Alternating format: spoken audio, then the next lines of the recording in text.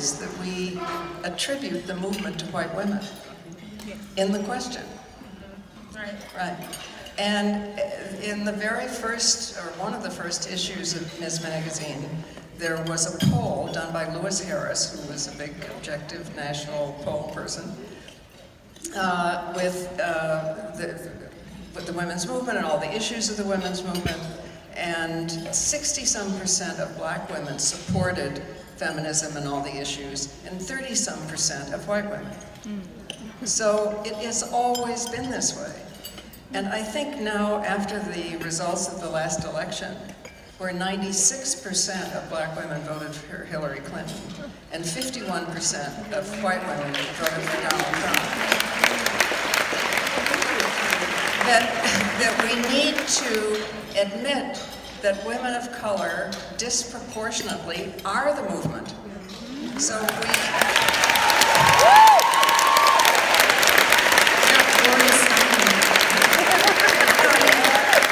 because if we talk about the movement over here and women of color, we're presupposing that it's a white movement, and it has never been. It's always been disproportionate. So we just need to change the way we define what our adjectives are, who we look to for support. I mean, it's a definitional problem, which is why I'm so glad you asked the question exactly that way. And I guess along the same lines, we've seen some women, and mostly white conservative women, just run away from the feminist label entirely, even though if you ask them pointed and specific questions about the tenets of feminism, they wholly agree, right? So I want to know what it is, or why is that, and how should we re-engage those women, if we should at all? Well, I mean, I can't speak for the why, of all women, but I think in general, the women who are not college educated, married, dependent on their husband's incomes, are women who then vote their husband's interest. Mm-hmm. Not all of them by any means, I don't mean that, but that is, I think, the main reason. And it always makes me think of Harriet Tubman, who said the smartest thing I ever heard about this kind of thing, which was that when she had gone into the South and brought thousands of slaves and many trips out from slavery to freedom, and people would say to her how amazing this was and how brave she was and so on, she always said, "I could have freed thousands more if only they knew they were slaves." There you go. So I think we've all been there in different ways, right? That we have accepted the idea of self-interest that the culture gave us as opposed to our real self-interest.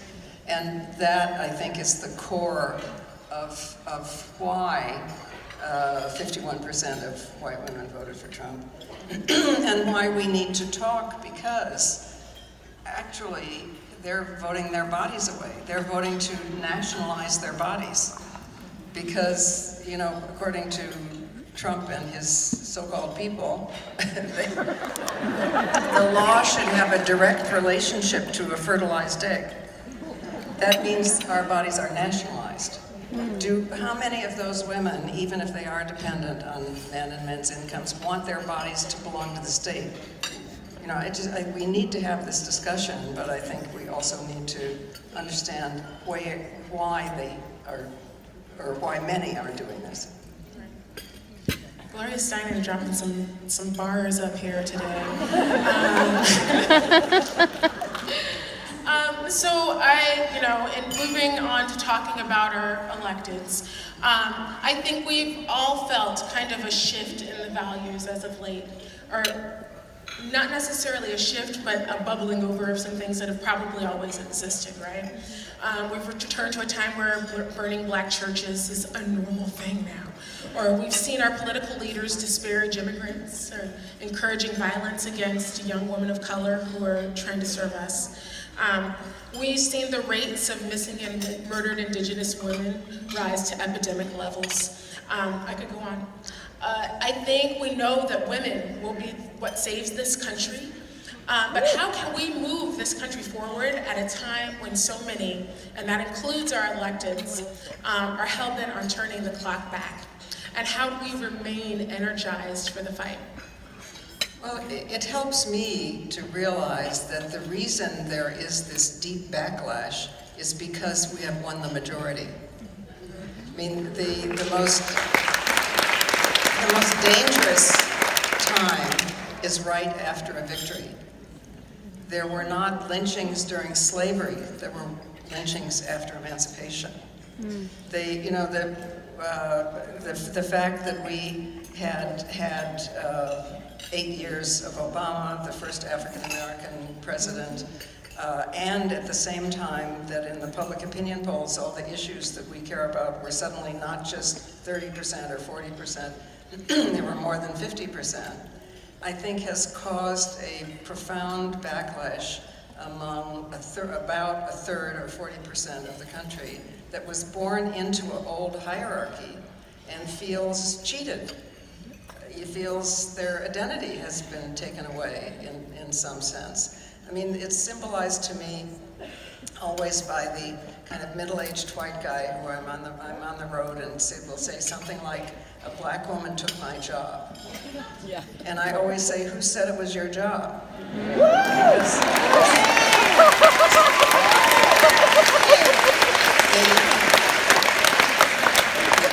the problem is the sense of entitlement. Right? So I think that is true and that is helpful to me.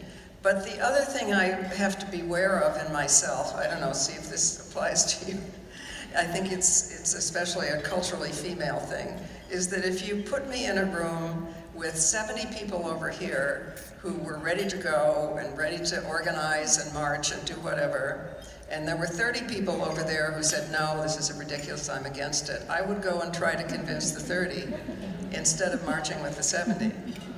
So I think we have to cut that out, you know. And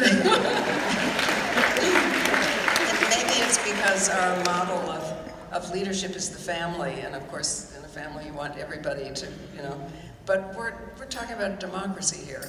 So let's move with the 70 and fuck the other 30.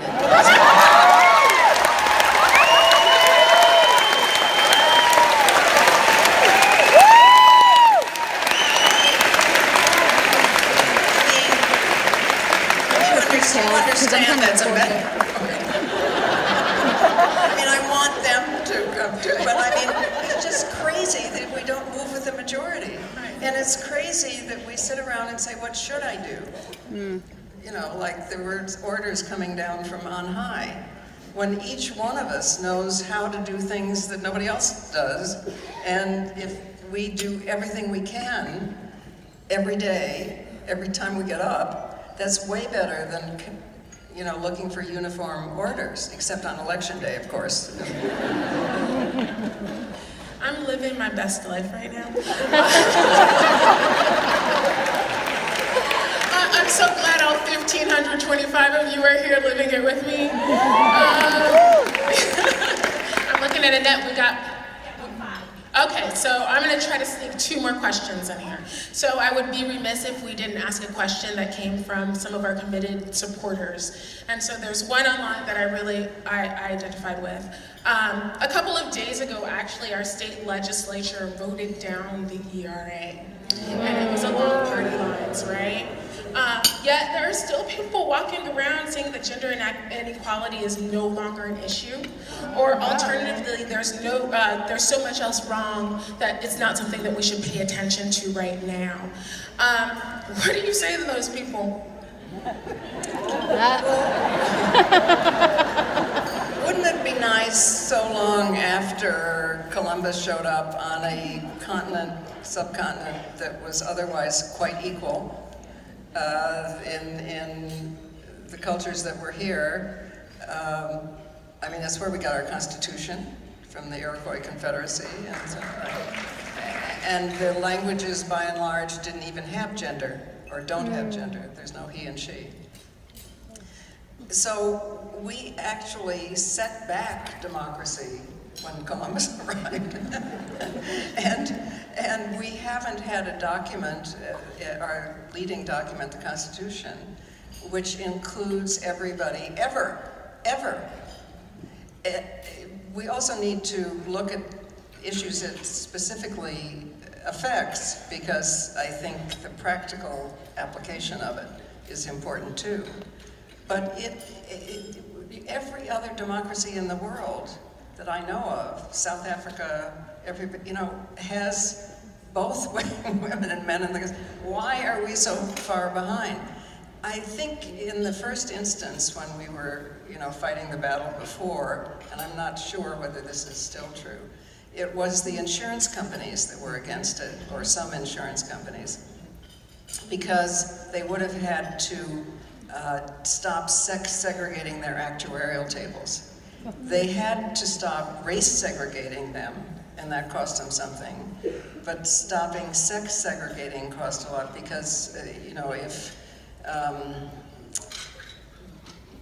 if even now, if you are getting insurance and you're a woman who doesn't smoke, touch her face. You may pay higher premium than a man who does smoke.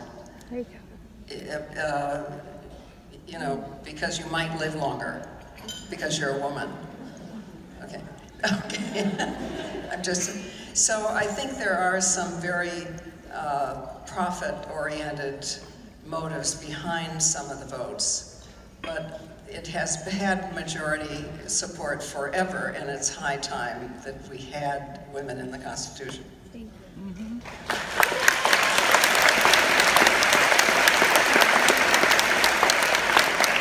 Well, folks, it looks like I have time for one more question, and I'm taking a personal point of privilege. So, do you remember back in the 80s where they had those PSAs that were like, the more you know? Like these PSAs where they would, at the end, it'd be like a rainbow shooting across the screen, and it'd say, the more you know. Well, two of my favorite talk show hosts, Desus and Mero, they do a bit at the end of their show every time, and they ask their guests to say what phrase would be in their rainbow based on what they're feeling right now, what statement that they want to make. So right here, sitting in front of Planned Parenthood advocates of Arizona, is there anything that you would see over the rainbow shooting over your head? Oh, that's so hard. I was gonna go full James Lipton and ask you what your favorite curse word is, but I already said it. It's quite right? That's what I figured. Actually, my favorite curse word is to put it in the middle of a word. So, fan-fucking-tastic.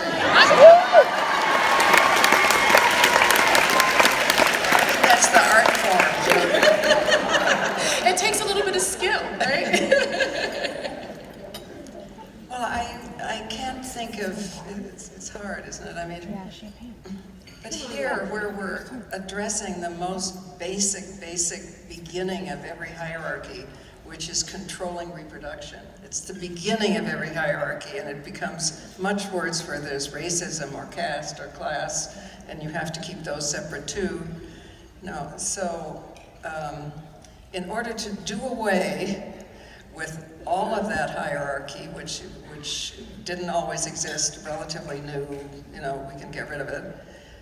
I guess the rainbow would say, we are linked, not ranked. And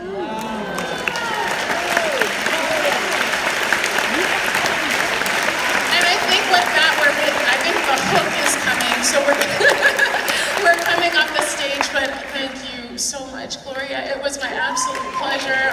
It's my dreams.